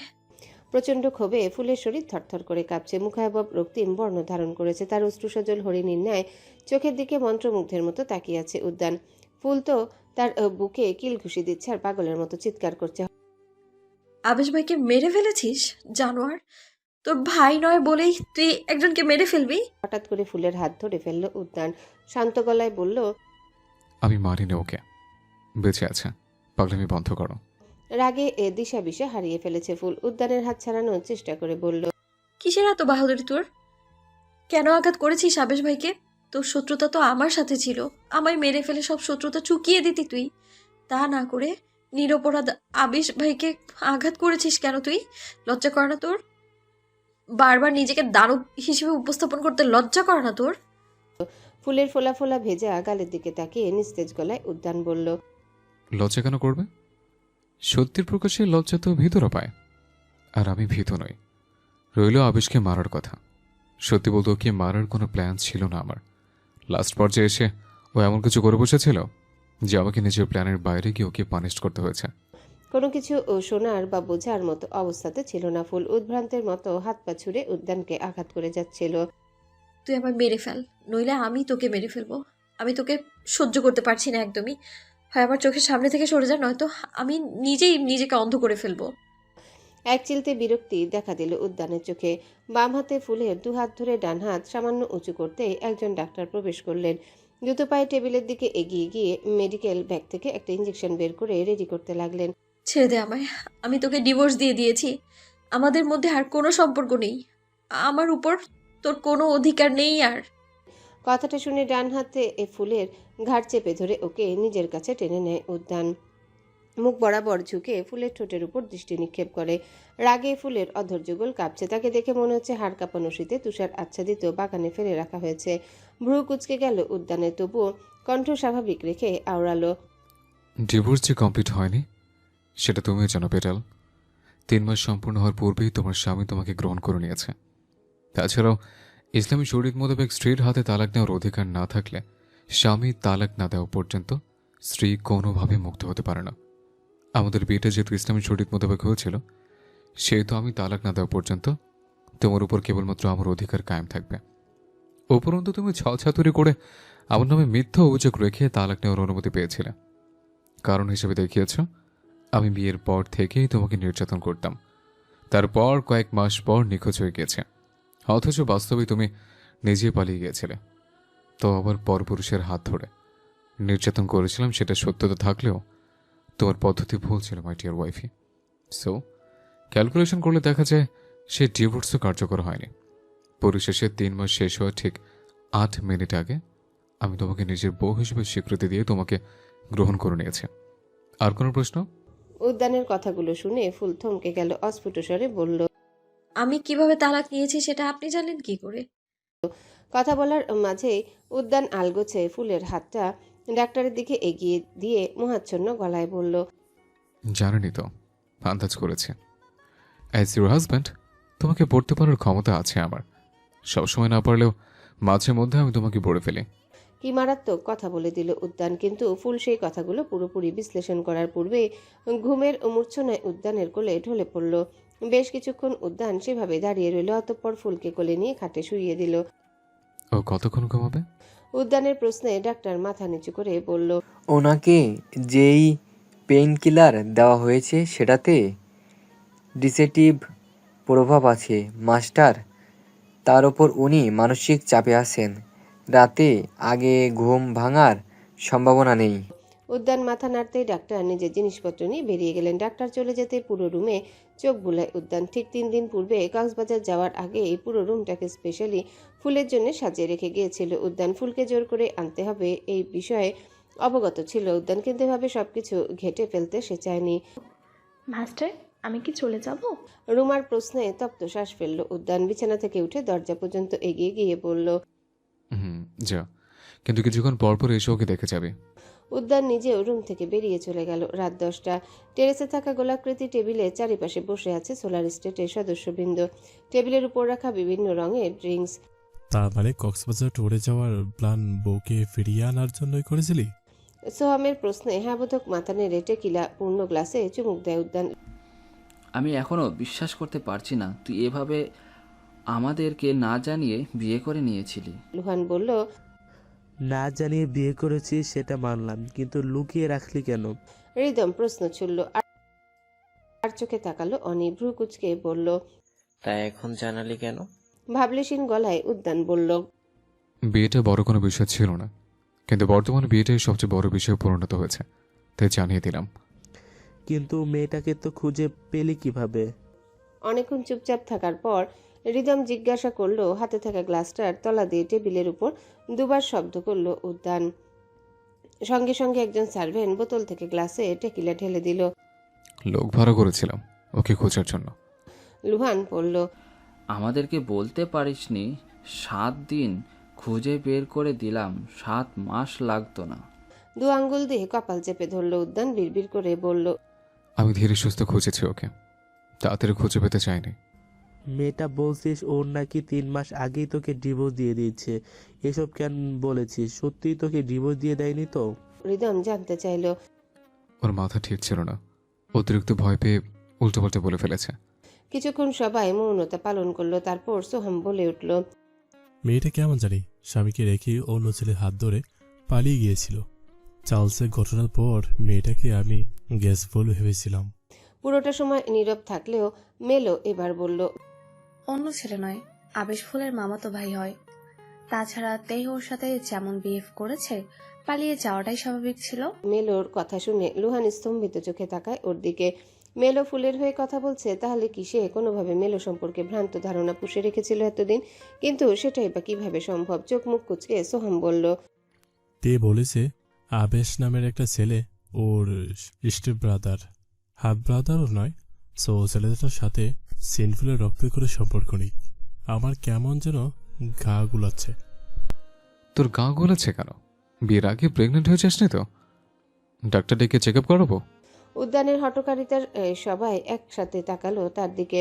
অবশ্য খুব একটা অবাক হয়নি কেউ। উদ্যান প্রায়শই উদ্ভট উদ্ভট কথা বলে ফেলে। দেখো প্লিজ, এইভাবে মান সম্মান লুটপাট করিস না। আমি বিয়ের পরেও প্রেগনেন্ট হব না। আফটার অল আমি পুরুষ। সোহাম অসহায় গলায় বলল। উদ্যান এবার বসা থেকে দাঁড়িয়ে পকেটে হাত গুজে বলল, এরপর থেকে মেয়েটাকে নিয়ে কিছু বলার আগে ভেবেচিন্তে বলবি। মেয়েটা আমার ওয়াইফ, সেটা ভুলে গেলে তোর কপালে দুঃখ আছে। আর রইল গা গোলানোর বিষয়টা, গা গোলানোর মতো কিছুই করেনি মেয়েটা। ফ্ল্যাটে ওদের রুম আলাদা ছিল, আর মেয়েটা নিজের ক্যারেক্টার সম্পর্কে বহু আগেই পরীক্ষা দিয়ে ফেলেছে। সে পরীক্ষার রেজাল্ট সবাই দেখেছিল নিশ্চয়ই। উদ্যানের কথায় সবাই সহমত প্রকাশ করলো। তারা দেখেছে ফ্ল্যাটে ফুল ও আবেশের আলাদা রুম ছিল। তার উপর ফুলের ক্যারেক্টার সম্পর্কে তাদের চেয়ে ভালো করে কেই বা জানে। যে মেয়েটা নিজের সম্মান রক্ষাতে আত্মহুতি দিতেও দুবার ভাবেনি, সেই মেয়েটার ক্যারেক্টার নিয়ে প্রশ্ন করার যোগ্যতা তাদের মধ্যে কারো আছে কি, যেখানে তাদের নিজেদেরই ক্যারেক্টারের ঠিক নেই? উদ্যান চলে যেতে সোহাম বলল, আমি রেসপেক্টফুলের চরিত্র নিয়ে বিরূপ মন্তব্য করিনি। আমি জানি মেয়েটার চরিত্র কতটা উন্নত। আমি শুধু ওর চরিত্র, ওর আচরণের অবাক হয়ে গিয়েছিলাম। আবেশ নামের ছেলেটার জন্য ওর কান্নাকাটি আমাকে হতবাক করে দিয়েছিল। আমি ভেবেই পাচ্ছিলাম না ও বেঁচে পড়ে মার খেতে গেল কেন। যেখানে দেহ ওকে মারতে চাইছিল না, সেখানে ও ইচ্ছাকৃতভাবে মার খেয়েছে। হাউ ডেটফুল। কথাটা শুনে গ্লাসে থাকা সবটুকু ওয়াইন ঢকঢক করে গিলে ফেলল মেলো। লুহান পুরোটা সময় তার গতিবিধি পরখ করে যাচ্ছে। সোহামের কথার প্রতি উত্তরে অনি বলে, আই থিঙ্ক ফুলবানু আবেশ নামে ছেলেটাকে ভালোবাসে। ওর আচরণ দেখে সেটাই মনে হচ্ছিল। অনির কথাটা যেন মুহূর্তে চারিদিকে স্তব্ধ করে দিল। সবার মুখ ভয়াবহ বিবর্ণ হয়ে গেল। না, আমরা সেটা কিছুতে হতে দেব না। বোকা ফুল যদি আবেশকে ভালোবাসে থাকে, তবুও সেই ভালোবাসার পরিণাম পাবে না। ওর জীবনে শুধুমাত্র তেহ নামক সুতোয় বাধা থাকবে। তেহ ওকে নিজের স্ত্রী হিসেবে স্বীকৃতি দিলেও সেই স্বীকৃতি রক্ষা জীবনভর ওকেই করতে হবে। হৃদমের কথায় বাকিদের মুখে অদ্ভুত এক ঔজ্জ্বল্যের প্রতিফলন ঘটল। সবাই যেন তার কথায় সম্মতি জানাচ্ছে। কিন্তু আমি এখনো বিশ্বাস করতেই পারছি না যে আমাদের এনার্জি ওয়ার্ল্ড মনস্টার বিয়ে করে ফেলেছে। শুধু বিয়ে করেই থামেনি, একদম ওয়াইফ করে গলা শুকিয়ে ফেলছে। লুহানের কথায় বিশেষ পাত্তা দিল না কেউ। এতক্ষণ যাবৎ দাঁতে দাঁত চেপে বসেছিল মেলো। নিজেকে স্বাভাবিক দেখানোর প্রয়াস ফুলের হয়ে কথাও বলেছে, কিন্তু আর সম্ভব নয় তার দ্বারা। এবার নিজের অনুভূতি আঁকড়ে কিছু সময় একান্তে কাটানো প্রয়োজন। ভাবনা অনুযায়ী উঠে দাঁড়ায় মেলো। আমি আজ ডিনার করব না, তাই অকারণে ডাকবি না। Good night. মেলো চলে গেল। লুহান সন্ধিহান চোখে তার যাওয়ার পানে তাকিয়ে থেকে অগোচরে দীর্ঘশ্বাস ফেলল। নিজের কক্ষে ঢুকে দরজা লক করে দিল উদ্যান। তারপর এগিয়ে গেল বাম দিকে থাকা নতুন রুমটার দিকে। দরজার চৌকাঠে পা রাখতেই থেমে যায় সে। পুরো রুমে চোখ বুলিয়েও কাঙ্ক্ষিত বস্তু খুঁজে পায় না। রুম থেকে বেরিয়ে এক এক করে সবগুলো রুমে খুঁজতে শুরু করে উদ্যান। মেইন ডোর বাইরে থেকে লক ছিল, যার মানে মেয়েটা এই কক্ষের বাইরে যায়নি, বরং এখানেই লুকিয়ে আছে। উদ্যান এবার নিজের ঘাড় চেপে ধরে ধীর পায়ে ক্লজেটের দিকে এগোতে লাগলো। উদ্যানের রুমের সাথে লাগোয়া বিশাল আকৃতির ওয়াক ইন ক্লজেট রয়েছে। ক্লজেটে ঢুকতেই উদ্যানের মনে হতে লাগলো সে যে মেয়েটার খোঁজে নেমেছে সেই মেয়েটা এখানেই আছে। উদ্যান এবার শীষ বাজাতে বাজাতে জুতা সেলফের দিকে অগ্রসর হতে লাগলো। তার মধ্যে পোশাক সেলফের দিক থেকে কোনো কিছু পড়ার আওয়াজ ভেসে আসে। থেমে যায় উদ্যানের পা। ঘাড় বাঁকিয়ে শব্দ অনুসরণ করে সেদিকে তাকায়। সেখানে জড়সড় হয়ে বসে আছে ফুল। ফুলকে ভাবে বসে থাকতে দেখে উদ্যান এক দৃষ্টে তাকিয়ে গিয়ে ওঠে। উদ্যান এবার এক পা দুপা ফুলের উদ্দেশ্যে হাঁটা ধরল। গানটা শুনে রীতিমতো ভরকে যায় ফুল। বিস্ফোরিত চোখে তাকায় উদ্যানের পানে। ততক্ষণে উদ্যান একদম কাছাকাছি চলে গেছে। তাকে এতটা কাছে দেখে ফুল পিছিয়ে যেতে চায়, কিন্তু শেলফের জন্য পারে না। ভয়ে ভয়ে নাবোধক মাথা নাড়ে ফুল। দৃষ্টি ফ্লোরে নিবদ্ধ। বুকের ভেতরে থাকা হৃৎপিণ্ডটা যেন বেরিয়ে আসার চেষ্টায় ছটফট করছে। তুমি লুকোচুরি খেলতে না চাইলে এখানে এসছো কেন? আমি তোমার জন্য রুম সাজিয়েছি, তোমার পছন্দ হয়নি? উদ্যানের ব্যবহারে হাঁসফাঁস করতে লাগলো ফুল। কেন উদ্যান তার সাথে এভাবে কথা বলছে? এই উদ্যানকে তো সে চেনে না। আপনি অপরিচিত সাজার চেষ্টা করবেন না। ফুলের ক্ষীণ গলায় বলা কথাটা শুনে নিজের গালে হাত রাখে উদ্যান। ভাবুক ভঙ্গিতে বলে, আমি মোটেও অপরিচিত সাজার চেষ্টা করছি না পেটাল, আমি তোমার স্বামী সাজার চেষ্টা করছি। নিজেকে পাগল পাগল লাগছে ফুলের। শরীরের যন্ত্রণা কমে গেলেও মনের অবস্থা নাজেহাল। আপনি আমার স্বামী সাজার চেষ্টা কেন করছেন জানতে পারি? ফুলের মতো এবার উদ্যানও ফ্লোরে বসে পড়ল। অবশ্যই জানতে পারো। অ্যাকচুয়ালি 32 বছর বয়সে সে স্ত্রীর প্রয়োজনীয়তা উপলব্ধি করতে পেরেছে। সে উপলব্ধি থেকে স্ত্রীর খোঁজে নেমে পড়েছিলাম। উদ্যানের ব্যবহার সহ্য করতে পারল না ফুল। উদ্যানের চোখে চোখ রেখে বলল, আপনি আমার সাথে নাটক করছেন? কেন করছেন? এটা কি আপনার নতুন কোনো প্ল্যান? এক মুহূর্তের জন্য উদ্যানের চোখ জ্বলে উঠল। ফুল সেটা লক্ষ্য করার পূর্বে উদ্যান নিজেকে স্বাভাবিক করে পড়ল। আমাকে দেখে তোমার অভিনেতা বলে মনে হয়? ক্রুরো হাসল ফুল। ঠিক অভিনেতা নয়, আপনাকে দেখে আমার দানব বলে মনে হয়। তোমার মনে হওয়াটা স্বাভাবিক, কারণ আমি আসলেই মনস্টার। আর আপনার ধারণা মনস্টার হওয়া গৌরবের? তা জানি না, আমি ভেবে চিন্তে মনস্টার হয়নি। চোখ বন্ধ করে নিল ফুল। শান্ত গলায় আওড়ালো, আবেশ ভাই কোথায়? কি করেছেন তার সাথে? আবেশের নাম শুনে উদ্যানের মুখে বিরক্তি দেখা দিল। হঠাৎ ওকে নিয়ে তুমি এত কেন ভাবছো? চোখ খুলে উদ্যানের দিকে তাকায় ফুল। মনের ভিতর এক ফোন দিয়েতে বলে, আপনি বুঝতে পারছেন না? প্রশ্নবিদ্ধ চোখে তাকায় উদ্যান। ফুল এবার নাটক ভঙ্গিতে বলে, আমি ওকে নিয়ে ভাবছি কারণ আমি ওকে ভালোবাসি। এটুকু বোঝার বুদ্ধি নেই আপনার? অবশ্য শুধু বুদ্ধিহীন নন আপনি, কাজকর্মহীনও বটে। এতগুলো মাস ধরে আমাকে খোঁজার পেছনে অপচয় করতেন না আপনি? কথাটা শুনে উদ্যানের চোখে কঠোরতা ধরা দিল। আচমকা এক হাতে ফুলের গাল চেপে ধরল। দাঁতে দাঁত পিষে বলল, একদম চালাকি করবে না আমার সাথে, একদম চালাকি করবে না আমার সাথে। তুমি ভালোবাসো না আবেশকে? নির্ভীক গলায় ফুল বলল। আমি ভালোবাসি ওকে। ফুলের গাল ছেড়ে দিয়ে গলা চেপে ধরল উদ্যান। বিক্ষিপ্ত সুরে পড়ল, আর একবার মিথ্যা বাক্যটা উচ্চারণ করলে গলা চেপে মেরে ফেলবো। যদি ওকে তুমি সত্যি ভালোবাসতে, তাহলে বিগত মাসগুলোতে আমি সেটা বুঝতে পারতাম। বলেই গলা থেকে হাত সরিয়ে নিল উদ্যান। বড় বড় শ্বাস নিয়ে ফুল বলল, আপনি কিভাবে বুঝতে পারতেন? আপনি আমার উপর নজর রেখেছিলেন? শান্ত চোখে তাকায় উদ্যান। এই মেয়েকে যতটা বোকা ভেবেছিল ততটা বোকা নয়। তোমার উপর নজর রাখিনি আমি, অ্যাজ ইউর হাজব্যান্ড। মাঝে মধ্যে তোমার অনুভূতি বুঝতে পারি আমি। উদ্যানের এই কথাগুলো আর সহ্য করতে পারছে না ফুল। আমি আপনাকে হাজবেন্ড হিসেবে মানি না, আর মানবও না কোনোদিনও। আপনার মতো একটা মানুষ রূপে থাকা দানবকে নিজের মনে জায়গা দেওয়ার পূর্বে আমি নিজের মৃত্যু কামনা করি। মন কর্তৃক ঠকে যাওয়ার জন্য প্রস্তুত হওয়া মিসেস ফুল, কারণ খুব শীঘ্রই তোমার মন তোমার সাথে বিশ্বাসঘাতকতা করতে চলেছে। সেদিন আমি মেরে ফেলবো নিজেকে। তোমার মন তোমাকে সেটাও করতে দেবে না। খেই হারায় ফুল। ধাক্কা দিয়ে উদ্যানকে সরিয়ে দিতে চায়, কিন্তু পারে না। উদ্যান যেন ক্রমশই তার উপরে লঘু হচ্ছে। শরীর জ্বলে যাচ্ছে ফুলের। সরে যান, সরে যান, ঘৃণা করি আমি আপনাকে। উদ্যান আরো কিছুটা ঝুঁকে গেল ফুলের দিকে। হিসিয়ে বলল, আমি ভালোবাসি তোমাকে। উদ্যানের মুখ নিঃসৃত এই একটা বাক্যে যেন ফুলের অনুভূতিতে ধস নামল। লণ্ডভণ্ড করে দিল সবকিছু। ডুকরে কেঁদে উঠল ফুল। হৃদয়ে থাকা সবটুকু আক্রোশ ঠেলে দিয়ে বলল, মেরে ফেলুন আমায়, আমি মৃত্যুকে আলিঙ্গন করতে প্রস্তুত, কিন্তু আমার অনুভূতিতে আঘাত করবেন না। আপনি যখন যেখানটাতে আঘাত করতে চাইছেন সেই জায়গাটা বড্ড নাজুক, সইতে পারবে না। উদ্যান কিছুটা পিছিয়ে গিয়ে পুনরায় বলল, আমি তোমাকে সত্যি ভালোবাসি wifey, and that's the damn true. হাত দিয়ে কান চেপে ধরল ফুল। কিছুতেই সে উদ্যানের ফাঁদে পা দেবে না। উদ্যান তাকে শেষ করে দেওয়ার খেলায় মেতেছে। কিছুতেই ফুল এই কথায় বিশ্বাস করবে না। না, তাকে কিছু করতেই হবে, উদ্যানকে থামাতেই হবে। বসা থেকে উঠে দাঁড়ায় ফুল। পেছনে থাকা ড্রেস শেলফ হাতড়ে অবচেতন মস্তিষ্কে কিছু খুঁজে চলেছে। তৎক্ষণাৎ হাতের নিচে একটা বেল্ট পড়ে। উদ্যান মেঝেতে বসে বসে ফুলকে সূক্ষ্মভাবে পর্যবেক্ষণ করছে। ফুল এবার বেল্ট হাতে নিয়ে উদ্যানের দিকে তাকায়। পানিতে টলমল করতে থাকা চোখ জোড়া অগ্নিস্ফুলিঙ্গ দেখে উদ্যানের চোখ আটকে যায়। ব্যাকুল গলায় বলে, আমি তোমাকে ভালোবাসি, সেটা তুমি চলে যাওয়ার পর উপলব্ধি করতে পেরেছি। সত্যিকার অর্থে তোমাকে ছাড়া আমার সব কিছু রঙিন হয়ে গিয়েছিল। আমি তোমাকে 7 মাস কোথাও খুঁজিনি, আর তুমি এখন আমার কথা বিশ্বাস করছো না? হাতের উল্টো পিঠে নিজের চোখ মুছে নিল ফুল। রুক্ষ গলায় বলল, আবেশ ভাইকে মেরেছিস কেন? আমাকে ভালোবাসাটাই কি তার দোষ ছিল? উদ্যান বুঝতে পারলো ফুল প্রসঙ্গ পাল্টে ফেলতে চাইছে। ওর কথা বাদ দিতে বলেছে। ফুল নাছর বান্দা, উদ্যানের পেট থেকে কথা বের করেই ছাড়বে। তার আসল উদ্দেশ্য বুঝে ছাড়বে। বল কেন মেরেছিস আবেশ ভাইকে?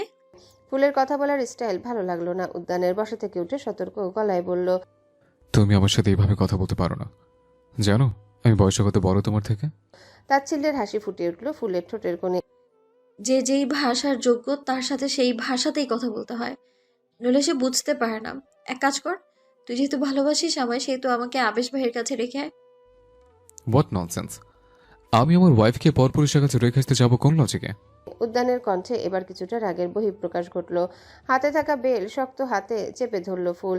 কণ্ঠে বিস্মিশিয়ে বলল, যেই লজিকে তুই সেই বিদেশিকে আমার রুমে ঢোকার পারমিশন দিয়েছিলি, সেই লজিকেই আমাকে আবেশ ভাইয়ের কাছে রেখে আসবি।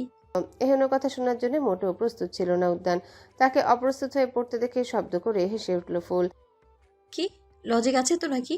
এবার তাহলে আমি যাওয়ার জন্য রেডি হব? ফুল ভাবলো এবার হয়তো উদ্যান রেগে মেগে নিজের আসল রূপে ফিরে আসবে, কিন্তু তেমন কিছুই হলো না। উদ্যান উল্টো অপরাধী গলায় বলল, আমার ভুল হয়ে গেছে, সেই ঘটনার জন্য আমি লজ্জিত। সেই সব দিনগুলোতে আমি নিজের অনুভূতি সম্পর্কে উদাসীন ছিলাম। দিক বিদিক শূন্য হয়ে পড়ল ফুল। বুড়ো আঙ্গুলের উপর ভর দিয়ে চেপে ধরল উদ্যানের শার্টের কলার। নাটকে তুই বড্ড কাঁচা, আমি তোর নাটক ধরে ফেলেছি। উদ্যান এবার আচমকায় ফুলের কোমরে হাত রেখে তাকে সোজা হয়ে দাঁড়াতে সাহায্য করলো। আমি নাটক করতে জানি না, তবে অনুভূতি প্রকাশে অবশ্যই কাছে।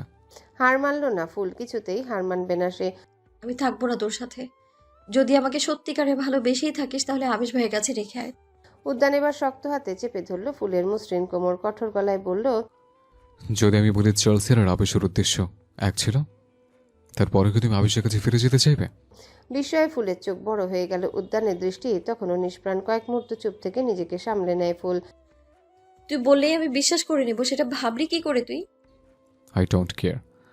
আমি তোমাকে আবেশ কেন কারো কাছে আর যেতে দিচ্ছি না। উদ্যানের গম্ভীর কণ্ঠ শুনে ফুলের শরীর কেঁপে উঠল। না না, কিছুতেই না। উদ্যানের পাতা ফাঁদে সে পা দেবে না। উদ্যানের থেকে ছোটার জন্য মুচড়ামুচড়ি করতে লাগলো ফুল। উদ্যান ছেড়ে দিতেই ফুল শেলফের সাথে ঠেস দিয়ে দাঁড়ায়। অজানা আশঙ্কায় গলা শুকিয়ে যাচ্ছে, হাত পা থরথর করে কাঁপছে। বুকে হাত গুটিয়ে সম্মুখে দাঁড়িয়ে আছে উদ্যান। তীক্ষ্ণ চোখে ফুলকে খুঁটিয়ে খুঁটিয়ে দেখছে। হাতে থাকা বেল্টের এক প্রান্ত ধরে চোখ বন্ধ করে একটা বড় শ্বাস নিল ফুল। পরপর চোখ খুলে বেলটাকে ঘুরিয়ে উদ্যানের দিকে ছুঁড়ে মারতে উদ্যান বাম হাতে বেলটাকে ধরে ফেলে। পাগল হয়ে গেছ? উদ্যানের মুখ ফসকে বেরিয়ে যায়। অট্টহাসিতে ফেটে পড়ে ফুল। অদ্ভুত এক উন্মাদনায় যেন নিজের মাঝেই নেই সে। You hurt him, now I want to return the favour. জোরালো গলায় উদ্যান বলে ওঠে, so you want to punish me? Yes, let me punish you. বেল্টের অন্য প্রান্ত ছেড়ে দিল উদ্যান। হাঁটু মুড়ে বসে পড়ে সামনে। তার কাণ্ডে ফুলের প্রাণ যায় যায়।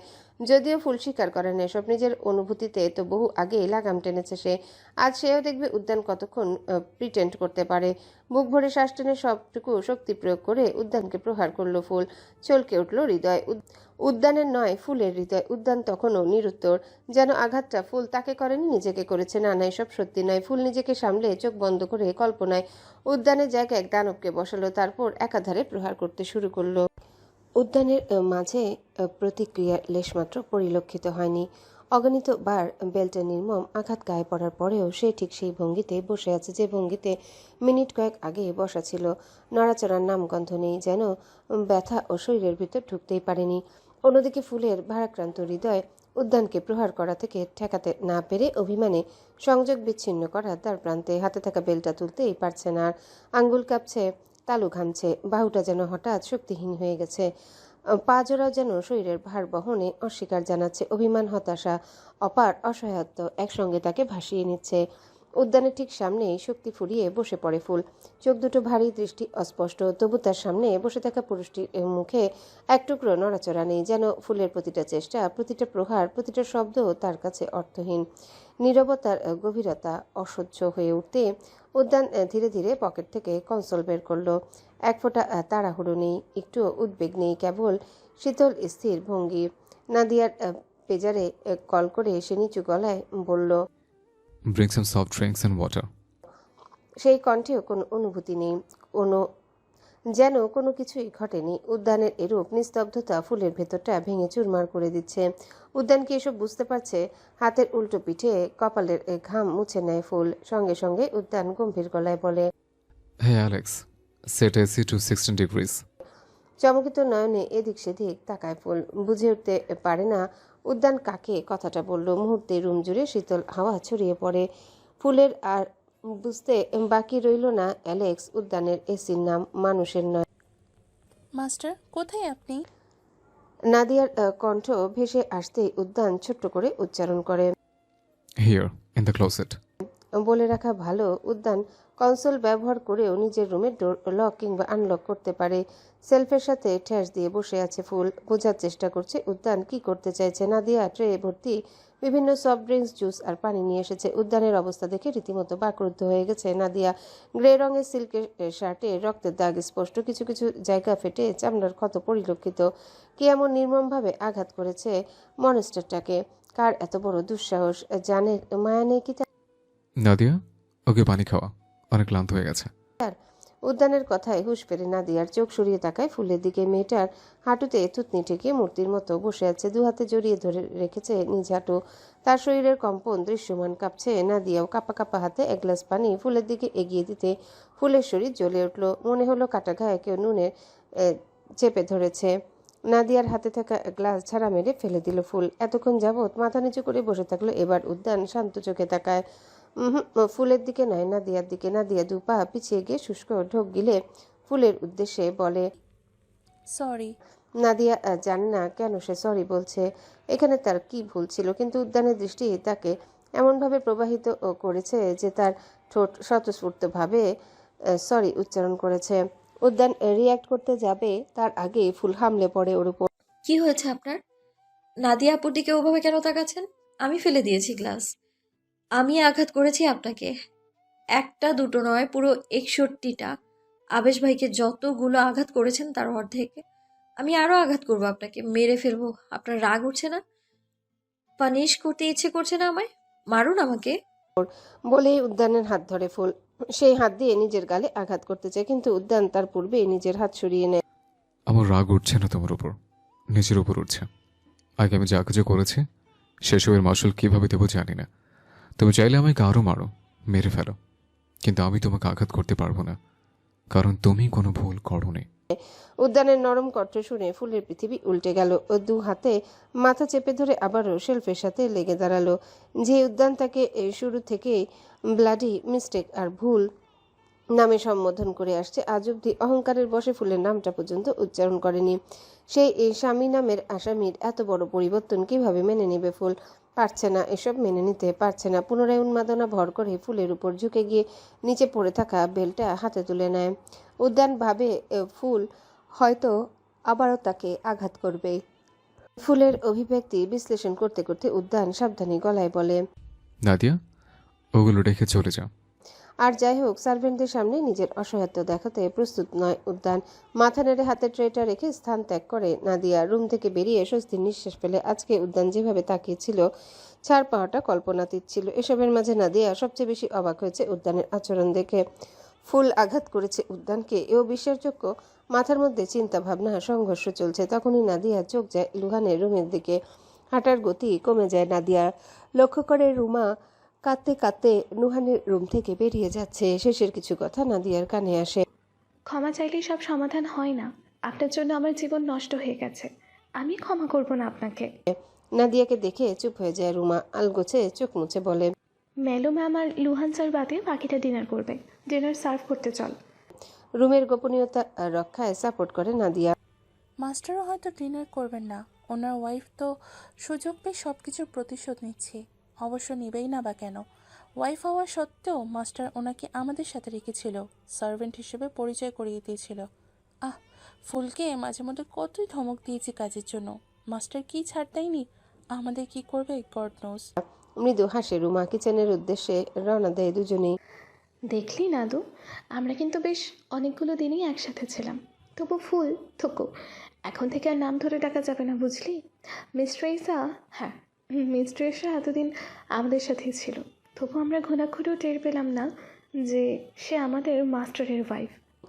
থমকে গেল নাদিয়া। মনে পড়ে গেল সে পরিচয় জানার পরেও ফুলের নাম ধরে ডেকেছিল। ইস, ফুল যদি সেসব মনে রেখে তাকে পানিশট করে। কিরে কিছু বল।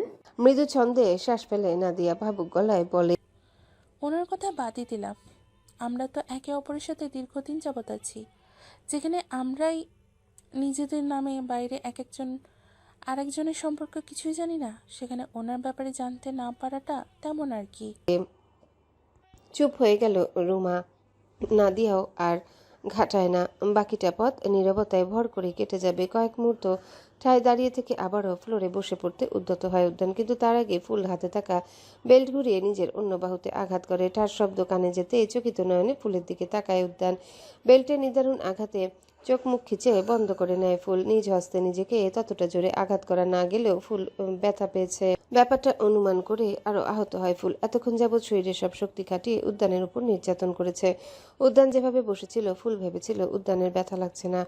এই বেল্টের আঘাত হয়তো রক্তকোষে আলোড়ন সৃষ্টি করে না, বিষিয়ে তোলে না আঘাতকৃত স্থানটিকে, কিন্তু হায় সে কতটা ভুল ছিল। ফুল আবারও নিজেকে আঘাত করার জন্য বেলটা ঘোরাতেই উদ্যান শক্ত হাতে প্রতিরোধ করে। বেলটা টেনে নিয়ে দূরে ছুঁড়ে ফেলে দেয়। কাঁদতে কাঁদতে ফুলের নাকায়ের পাটা লাল হয়ে গেছে। ফোলা ফোলা গাল আরও ফুলে গিয়ে মুখের আকার বিকৃত হয়ে গেছে। বুকের উপরে থাকা ওড়নাটা ধীরে ধীরে কাঁধ থেকে নেমে বাহুতে এসে ঝুলে পড়েছে। উদ্যান সন্তর্পণে ফুলের ওড়না ঠিকঠাক করে দিয়ে রাশভারী কণ্ঠে আওড়ায়, কি হয়েছে? নিজেকে আঘাত কেন করছো? কিছুক্ষণের জন্য তোমাকে চালাক ভেবে নিয়েছিলাম, কিন্তু তুমি আবারও নিজেকে বোকা হিসেবে উপস্থাপন করলে। ফুলের পা জমে গেছে, সেই সাথে সবকিছু অর্থহীন লাগছে। বুকের ভেতরটা দুমড়ে মুচড়ে যাচ্ছে। কেন এত কষ্ট হচ্ছে আমার? ফুলের কথার অর্থ বুঝতে পারে না উদ্যান। স্রেফ ভ্রু কুচকে তাকিয়ে থাকে। তোমাকে তো পেন কিলার দেওয়া হয়েছিল, তাও ব্যথা করছে? কোথায় ব্যথা করছে? ফুলের ওষ্ঠদ্বয় তিত্তির করে কাঁপছে। জামার সামনের অংশ চোখের পানিতে ভিজে গেছে, অথচ যাকে সে এতগুলো আঘাত করলো তার চোখে ব্যথার কোনো ছিটে ফোটাও নেই। কিভাবে সম্ভব? উদ্যানের প্রশ্নে মুখে কিছু না বলে তর্জনী আঙ্গুল বুকের বাঁ পাশে ঠেকায় ফুল। অস্ফুট স্বরে উচ্চারণ করে, এখানে ব্যথা করছে। উদ্যান হয়তো বুঝতে পারল না কথাটা। ওকে, আমি এক্ষুনি ডাক্তার ডাকছি।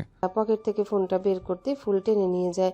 এক মুহূর্তের ব্যবধানে ফোনটার ঠাঁই হয় সবুজ রঙের টাইলস মোড়ানো ফ্লোরে। উদ্যান শুধু নিস্তেজ চোখে ফোনটার দিকে তাকিয়ে রইল। টু শব্দটিও করল না। উদ্যানের এই নীরবতা যেন সূচের ন্যায় ফুলের শরীরে বিঁধে যাচ্ছে। হাঁটু ভেঙে ফ্লোরে বসে পড়ে ফুল। ধৈর্য নিঃশেষ হয়ে গেছে। ফুপিয়ে কেঁদে ওঠে ফুল। আর আহাজারিতে পরিবেশ ভারী হয়ে ওঠে। ওর ঠিক সামনে বসে পড়ে উদ্যান। কাঁদছো কেন? বেশি ব্যথা করছে? অবুঝের মতো হ্যাঁ বোধক মাথা নাড়তে থাকে ফুল। আকস্মিকভাবে উদ্যানের শার্টের গলার অংশ চেপে ধরে বলে, আপনি কাঁদছেন না কেন? আপনার কি কান্না করা উচিত নয়? এতগুলো আঘাত করার পরেও আপনি কাঁদতে পারেন না? আমি কাঁদাতে পারলাম না আপনাকে, সেই জন্য আমার কষ্ট হচ্ছে। ফুল জানে এসব মিথ্যে। ওর কান্না করার কারণ এটা নয়। উদ্যান এক দৃষ্টে তাকিয়ে রইল ফুলের অশ্রুসজল চোখের দিকে। ঠোঁট চেপে উদ্যানের রহস্যময় চোখের দিকে তাকাতেই থেমে যায় ফুল। অন্তঃস্থল থেকে অবাধ্য মন অকপটে উচ্চারণ করে, তার এই চোখ জোড়াই একদিন তোকে গিলে খাবে, খুন করে ফেলবে নিঃশব্দে।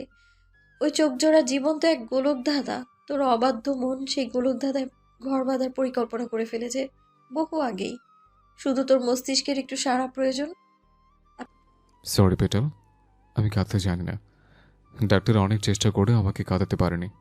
ফুলের চোখে বিস্ময় ফুটে উঠল। ঠোঁটের ফাঁক গলে বেরিয়ে এলো। আপনি ব্যথা পাননি? ব্যথা? উদ্যান এমনভাবে বলল যেন এটা শুধুমাত্র একটা শব্দ, কোনো অনুভূতি নয়। পরক্ষণে নিজের কণ্ঠ স্বাভাবিক করে বলল, তুমি এতগুলো আঘাত করার পর জিজ্ঞেস করছো ব্যথা পেয়েছে কিনা? That's so cruel wifey. আমি হয়তো এমন উদ্ভট প্রশ্ন করেছিলাম তোমাকে, তাই বলে তুমি সেটাও ফিরিয়ে দেবে? ফুলের চোখ জোড়া পানিতে টলমল করছে। এতটা সুন্দর লাগছে যে উদ্যান চোখ সরাতে পারছে না। সুন্দর লাগছে, হ্যাঁ, উদ্যানের কাছে সুন্দর লাগছে বইকে।